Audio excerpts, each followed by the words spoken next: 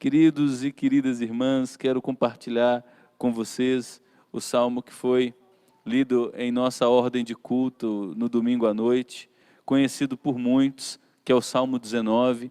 Comumente nós usamos na igreja a versão da Bíblia João Ferreira de Almeida, revista e atualizada. Eu estou projetando o texto porque nessa noite eu vou variar um pouco, usarei a nova versão transformadora. Eu julgo que ela traz um pouco mais de clareza que a João Ferreira de Almeida, revista e atualizada. Por isso eu estou fazendo a opção pela nova versão transformadora. E eu quero que vocês acompanhem, por favor, a leitura desse salmo. Ao regente do coral, Salmo de Davi. Nós já temos nesse verso um objetivo do salmo. Foi composto para o coral de Israel, mais de 4.000 vozes compunham o coral de Israel. Isso aqui é um cântico. E note que cântico bonito. Os céus proclamam a glória de Deus, o firmamento demonstra a habilidade de suas mãos. Dia após dia, eles continuam a falar. Noite após noite, eles o tornam conhecido. Não há som nem palavras, nunca se ouve o que eles dizem. Sua mensagem, porém, chegou a toda a terra, e suas palavras aos confins do mundo. Deus preparou no céu uma morada para o sol. Dela o sol irrompe, como noivo depois do casamento. Alegra-se como valente guerreiro em seu caminho. O sol nasce numa extremidade do céu e realiza seu trajeto até a outra extremidade. Nada pode se esconder de seu calor. Note como a partir do verso 7, o autor parece que muda de temática. Antes ele falava da criação, agora nos falará da palavra do Senhor. A lei do Senhor é perfeita e revigora a alma. Os decretos do Senhor são dignos de confiança. E a palavra do Senhor dá sabedoria aos simples, aos ingênuos, ou a todos aqueles que precisam conhecer a verdade. Os preceitos do Senhor são justos e alegram o coração. Os mandamentos do Senhor são límpidos e iluminam a vida. O temor do Senhor é puro e dura para sempre. As instruções do Senhor são verdadeiras e todas elas são corretas. São mais desejáveis que o ouro, mesmo o ouro puro. São mais doces que o mel, mesmo o mel que goteja do favo. São uma advertência para teu servo, grande recompensa para quem os cumpre. Agora note que no verso 12 até o final do Salmo, o autor conclui o seu pensamento fazendo uma aplicação para a sua vida. Quem é capaz de distinguir os próprios erros? Absolve-me das faltas que me são ocultas. Livra teu servo dos pecados intencionais. Não permitas que me controlem. Então serei inculpável e inocente de grande pecado. Que as palavras da minha boca e a meditação do meu coração sejam agradáveis a ti, Senhor, minha rocha e meu Redentor. Amém. Há uma dúvida no meio evangélico, e essa dúvida pode ser sintetizada na seguinte pergunta: se só são salvos aqueles que ouvem a palavra, como é possível alguém que nunca ouviu o evangelho ser salvo? Como os índios, como tribos distantes, para as quais o evangelho ainda não chegou, nenhum pregador chegou, nenhuma Bíblia chegou, como essas pessoas podem se salvar? O Salmo 19 é dividido em 3 partes. A primeira parte ele nos mostra que Deus se revela através da criação. A segunda parte nos mostra que Deus se revela de maneira muito clara através de sua palavra. E a terceira parte é uma aplicação do autor do Salmo para a sua vida, diante da criação que revela Deus e da palavra que é perfeita e limpa. Note que dos versículos 1 até o versículo 6, nós temos a primeira parte do Salmo, que é quando ele diz da criação. Os céus proclamam a glória de Deus e o firmamento demonstra a habilidade de suas mãos. O que o salmista está dizendo nesse primeiro verso é que quando você sai de sua casa, quando você vai para a chácara do Barretão, hein, Barretão? Quase todo final de semana ali, hein? Naquele lago Corumbá, aquela vista maravilhosa para o lago, hein? E aí você acorda de manhãzinha, vê o nascer do sol, escuta o canto dos pássaros, ou o Ricardo que gosta de pedalar, está pedalando, suado, cansado, sedento, aí para num riachinho, desce da bike, toma um banho, bebe aquela água purinha, escuta o canto dos pássaros, vê a beleza das flores daquela estação, come um fruto de uma árvore ou outra. O salmista está dizendo que todas essas coisas revelam a glória do Deus que as criou. É por isso que quando seu coração estiver assoberbado, cansado, sobrecarregado com tantas coisas dessa vida, uma recomendação: procure sair da agitação da cidade. Procure sair de todas as coisas que procuram roubar a nossa atenção para não ouvir a voz de Deus, porque a criação revela o seu Criador. Em Romanos capítulo 1, versículo 20, Paulo diz que só o fato de você olhar a criação, ela já revela que por trás dela existe um Deus de grande poder e habilidade. Quando seu coração tiver sido dominado pela ansiedade, e você não suportar mais aquelas sensações de que não tem o controle da situação e que parece que a sua vida está jogada ao acaso, ande um pouco, caminhe no meio de um bosque. Sabe, vá para um lugar onde não há luzes à noite. E se for em época de lua nova, melhor ainda, volte a olhar o céu cheio de estrelas. Eles revelam a glória do Deus que criou o firmamento. Uma infinitude de galáxias, uma infinitude de estrelas e planetas. Todas, a Bíblia diz, que são chamadas pelo nome, pelo próprio Deus. Os céus proclamam a glória de Deus. O firmamento demonstra a habilidade de suas mãos.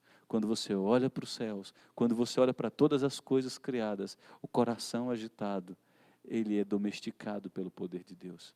Ao olhar para a criação, você é tomado pelo senso de que há um Deus de poder e de glória por trás de todas as coisas. E esse Deus de poder e de glória tem suas mãos, tem sua vida nas mãos dele. Tem o controle de todo o seu ser nele. Você pode descansar. Note o que o salmista nos diz a respeito da criação. Dia após dia, a criação continua a falar. Noite após noite, a criação torna Deus conhecido. Se há um dos passeios que eu gosto no meu período de férias, eu não gosto muito do meio de mato, não é muito o meu perfil. Eu gosto muito de praia. E eu gosto de ver o nascer do sol. Eu levanto por volta das 4h10, 4h30 da manhã no máximo, e eu gosto de caminhar na orla enquanto o sol está nascendo. Eu não me canso do barulho das ondas. Todo dia uma beleza diferente. Todo dia um som diferente. Todo dia uma paisagem diferente. Todo dia é um encanto diferente. E todo dia o meu coração é tomado pelo descanso de que há um Deus de poder e de glória. Olhe mais as coisas que foram criadas. Comece a parar para contemplar mais a diversidade da criação, a diversidade de cores, de cantos, de aromas. E permita que a soberania de Deus faça com que o seu pequeno coração agitado receba o descanso que vem do trono de graça. Não há som, não há palavras, nunca se ouve o que eles dizem, mas a mensagem trazida pela criação chega a toda a terra. E as palavras da criação chegam aos confins do mundo. Foi Deus que preparou no céu uma morada para o sol. Dela o sol irrompe como noivo depois do casamento. Alegra-se como valente guerreiro em seu caminho. O sol nasce numa extremidade do céu e realiza o seu trajeto até a outra extremidade. Nada se pode esconder de seu calor. Com essa expressão, o salmista deseja dizer a respeito do controle de Deus sobre todos os elementos da natureza. Note como esse Deus soberano colocou leis fixas, belas e perfeitas para controlar todo o universo. O sol dorme, mas no outro dia ele acorda. Ele sai tímido, e de repente ele já emite o seu brilho intenso, sua força, ele está no meio do céu e ele dorme de novo. Quando ele dorme, um outro astro é quem ocupa o seu lugar. Esse astro é responsável pelo gerenciamento de tantas outras coisas na natureza. Note, o salmista está dizendo, como esse Deus é perfeito. Ele coloca cada coisa em seu devido lugar. Para quem aqui gosta de pescaria, eu não sou um pescador perito, mas eu sei que pescaria depende muito da lua. As marés dependem muito da lua. Note, as plantações dependem muito da época do ano, do calor do sol, da necessidade de chuvas. Quem planta determinada variedade, planta aquela variedade naquela época do ano, esperando que, no tempo que ela precisa, a chuva virá. Os elementos da natureza, postos por Deus, governados por Ele, exercerão o controle dado por Deus. Deus coloca os elementos da natureza, as leis da natureza, todas funcionando harmonicamente, para revelar o seu poder, para revelar que Ele sustenta as nossas vidas.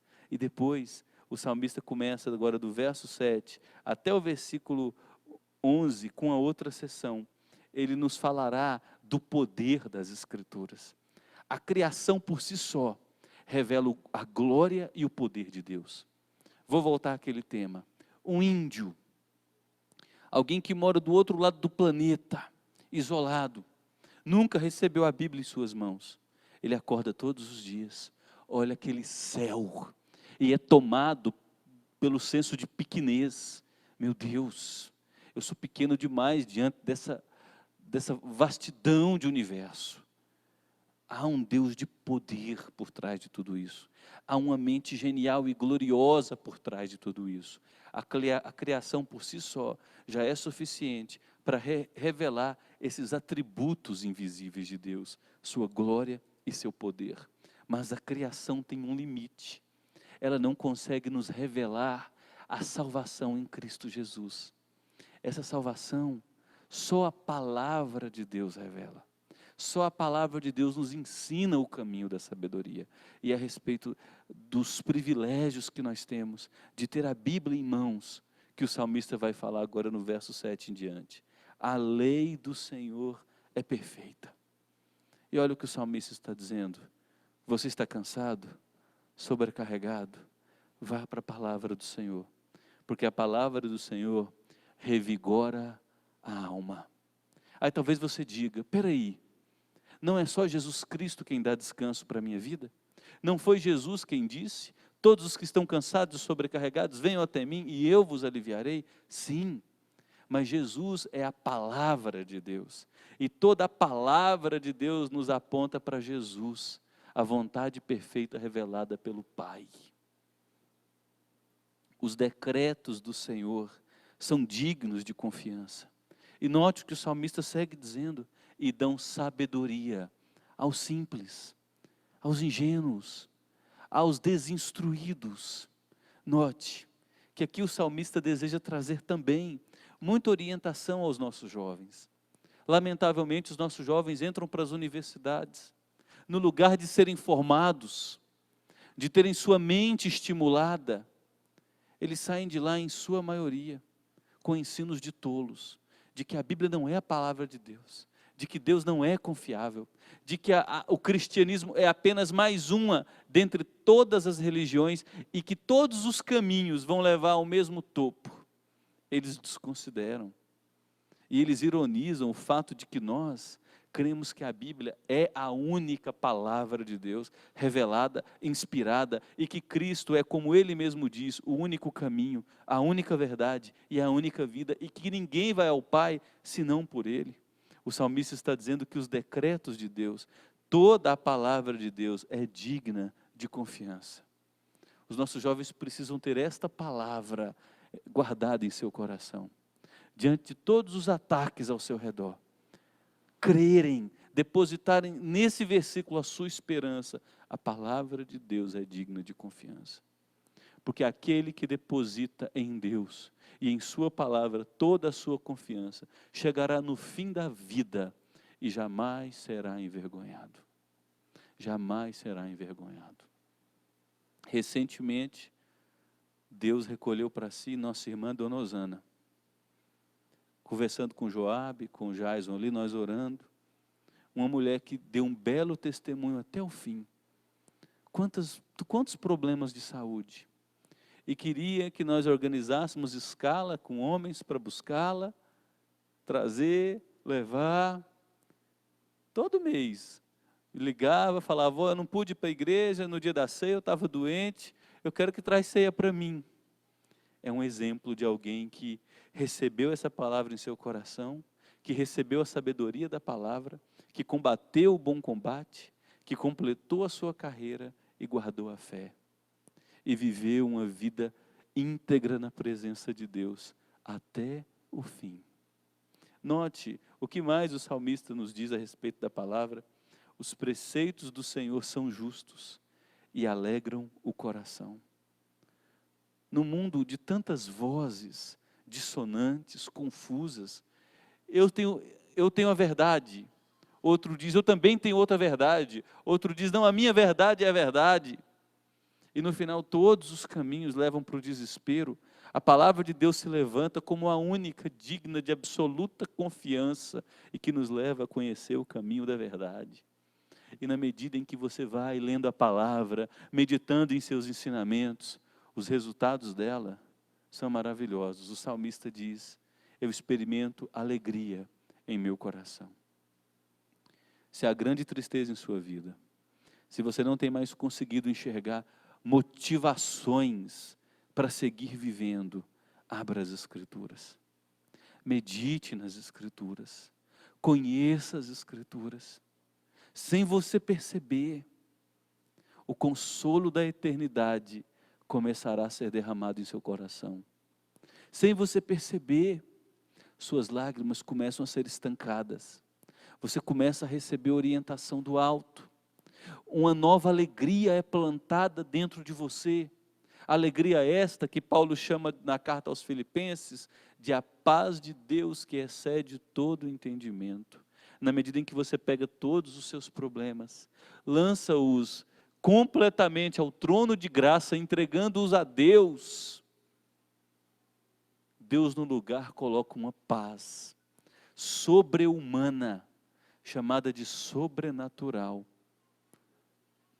que vai guardar a sua mente e o seu coração em Cristo Jesus. Você tem tristeza demais? Se há pessimismo exagerado, se há queixas constantes, se há perda de motivação, eu quero te convidar a refletir. Será que eu não estou longe demais do deleite na palavra? Os preceitos do Senhor são justos e a garantia é, eles alegram o coração. Os mandamentos do Senhor são límpidos, são fáceis de conhecer. A vontade de Deus está claramente revelada a todos nós.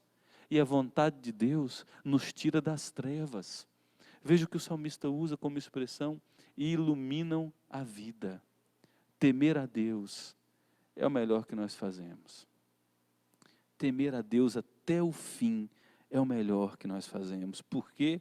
Mais uma vez o salmista repete, e eu quero chamar a atenção dos nossos jovens para isso. As instruções de Deus são verdadeiras. E não são apenas partes da Bíblia que são confiáveis ou reveladas. Olha o que o salmista nos diz, e todas as instruções do Senhor são corretas. Todas. São mais desejáveis que o ouro, mais desejáveis inclusive que o ouro puro. As palavras do Senhor são mais doces que o mel, mais doces que o mel que goteja do favo. As palavras do Senhor advertem o teu servo e traz uma grande recompensa para aqueles que a cumprem. É maravilhoso você poder viver no país que você vive hoje, você poder viver nesse momento histórico que você está vivendo, onde você pode abrir o seu celular e baixar inúmeras versões de Bíblias, onde você pode chegar na sua casa a hora que você quiser, sem polícia espiando pela janela, sem vizinho ímpio olhando se você está orando ou não para te denunciar para uma autoridade local. Você poder andar, ir até aqui no centro, ou entrar na internet e comprar Bíblias, comprar livros, fazer o que você quiser. Que privilégio de você poder abrir as Escrituras e lê-la, e conhecer, e se encontrar com outros crentes, num ambiente aberto.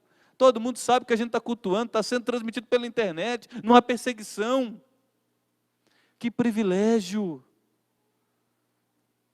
Diante dos benefícios da Bíblia, da palavra do Senhor, que é perfeita, que alegra o coração, que nos tira das trevas, iluminando o nosso caminho, que traz confiança para a nossa vida, que enche o nosso coração de prazer e deleite.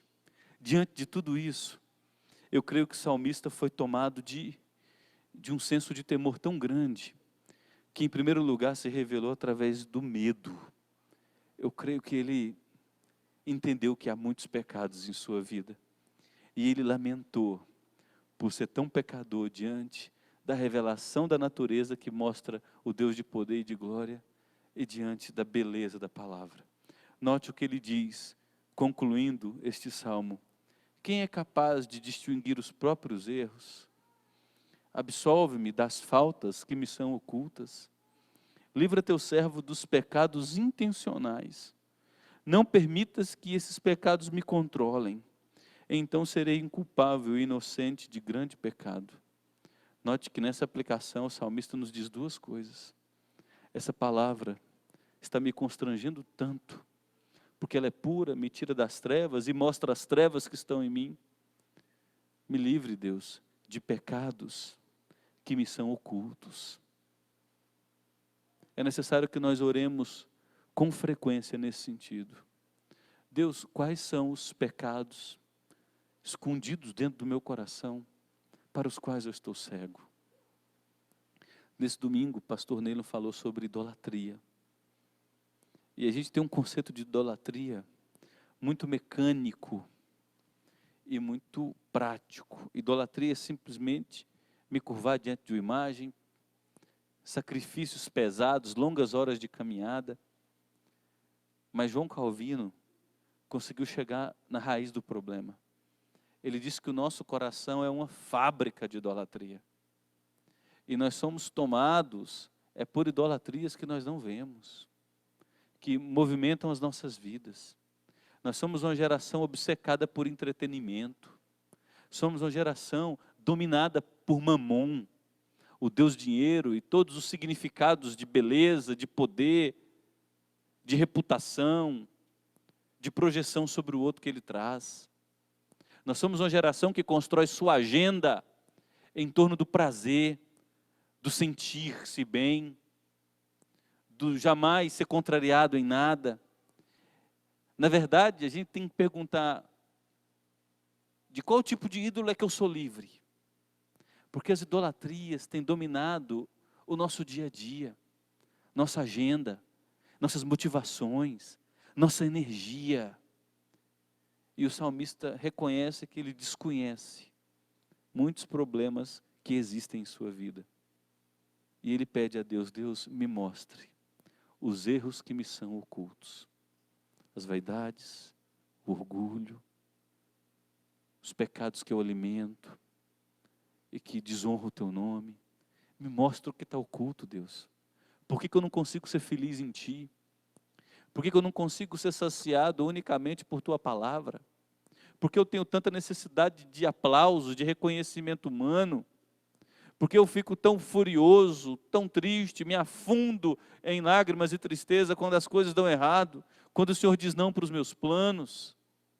Me mostra, Deus, os pecados que me são ocultos. E depois ele vai dizer: livra-me também dos meus pecados intencionais. Há pecados de estimação que nós domesticamos, levamos para o pet shop regularmente, mandamos dar banho, tosar, passar perfume, compramos casinha, ração cara. Tem muito pecado. E ele está dizendo: são ações que eu pratico intencionalmente. Essas ações têm me controlado. Me ajude, Deus. Não permita que eu seja dominado por essa engenharia de autossabotagem, autodestruição. Se o Senhor me livrar de mim mesmo, se o Senhor me revelar essa cadeia que domina a minha vida e me oprime, olha o resultado que ele diz: serei inculpável. E o Senhor vai me tornar inocente. E depois dele fazer esses dois pedidos, de que Deus o absolva das falhas que são ocultas e dos pecados intencionais, ele faz uma oração de consagração. A criação revela a glória e o poder de Deus. É tanta beleza que você olha para a vastidão desse universo e diz: por que o Senhor quis me amar? Por que o Senhor quis me criar? Por que o Senhor quis me adotar como teu filho? Por que o Senhor jogou em teu Filho Santo, perfeito, sem pecado, a multidão dos meus pecados, para que eu fosse completamente perdoado? Por quê? Eu fico constrangido de olhar essa criação que revela o teu grande poder, e eu tão pequeno e tão sujo. Aí eu abro tua Bíblia, tua palavra, ela é clara, limpa, ela me alegra, ela mostra quem eu sou, ela me constrange, ela me tira das trevas. Deus, o salmista se consagra e diz que as palavras da minha boca, meu jeito de ser, de falar, que o meditar do meu coração sejam agradáveis a Ti, Senhor. E observe como ele termina o salmo: o Senhor é minha rocha, é o Deus de poder, controla a minha vida, guia os meus passos, jamais me desamparará. E o Senhor é o meu Salvador. O Senhor lidou com o meu maior problema, o problema do meu pecado. Em toda a sua glória, em todo o seu poder, o Senhor se importou em solucionar a minha maior dificuldade, que é o problema do pecado. Ontem eu li um artigo tão legal, que saiu no site da editora Fiel, que diz assim, mais ou menos assim: é possível alguém não ser crente e ser gente boa, ser legal? Porque tem algumas pessoas com quem a gente convive que a gente diz: poxa, essa pessoa é tão gente boa, tão amável, tão honesta, tão íntegra. Essa pessoa tinha que ser crente. E no artigo, o autor vai dizer que já se configurou no meio evangélico, que a gente acha que os bonzinhos só estão no meio dos crentes. Ele vai dizer que não. Tem muita gente legal fora do meio dos crentes, e tem muita gente ruim no meio dos crentes. Muita gente ruim. Mas o que ele quer dizer no artigo é que o fato de ser ruim ou bonzinho não é o nosso principal problema. O nosso principal problema é a questão do pecado. E o que Deus veio resolver não foi o fato da gente ser ruinzinho ou legalzinho. Foi o nosso principal problema, que é o problema do pecado. E Ele resolveu esse problema punindo-o em Cristo e perdoando-nos em Cristo. E o Salmo conclui dizendo: Deus, Tua criação é tão grande, Teu poder é tão excelso, Tua palavra é tão perfeita, tão correta, que não há outra resposta minha. E jovens que me ouvem mais uma vez, e aqueles que ouvirão pela internet, consagrem suas vidas a Deus. Façam desse versículo a oração de vocês, que as palavras dos meus lábios e o meditar do meu coração sejam agradáveis a Ti, porque Deus é o Teu protetor, é o Teu sustentador, Teu libertador, e o melhor de todas, melhor de todas as notícias, Teu Salvador. Essa é a divisão do Salmo 19. Ele começa glorificando a Deus, que é revelado através da criação, nos versos 1 a 6. Depois ele diz que a criação não é suficiente para nos mostrar toda a vontade de Deus e nos fazer conhecer todos os seus desígnios, que Deus nos deu sua palavra, que é perfeita, revigora a alma, restaura, traz alegria, dá sabedoria, nos tira das trevas, ilumina o nosso caminho. E por fim, ele aplica tudo isso à sua vida, de 3 maneiras. A primeira delas, ele diz: há pecados ocultos, tenha misericórdia de mim, me perdoe deles. Em segundo lugar, há pecados que são intencionais, ajuda-me a vencê-los. E por fim, ele se consagra a Deus dizendo: a minha vida é tua, eu quero pensar em Ti, eu quero falar sobre Ti, eu quero ter meu coração domesticado por Ti, eu quero ser um caminho pavimentado por Ti, quero ser um terreno adubado por Ti, quero ser uma planta cuidada por Ti, quero dar frutos para a glória de Ti. Esta é a palavra do Senhor. Faça essa oração nessa noite. que as palavras da minha boca e a meditação do meu coração sejam agradáveis a Ti, Senhor, minha rocha e Redentor meu. Dome o meu coração, os meus pensamentos tão desconexos, às vezes tão tumultuados, tão revoltados, tão cheios de tempo, parece uma tempestade dentro de mim, parece que eu estou prestes a explodir. Me controle por dentro, Deus, controle minhas emoções, põe equilíbrio em minha vida, põe alegria no meu ser, para a glória do Senhor, para o meu bem, em nome de Jesus, amém.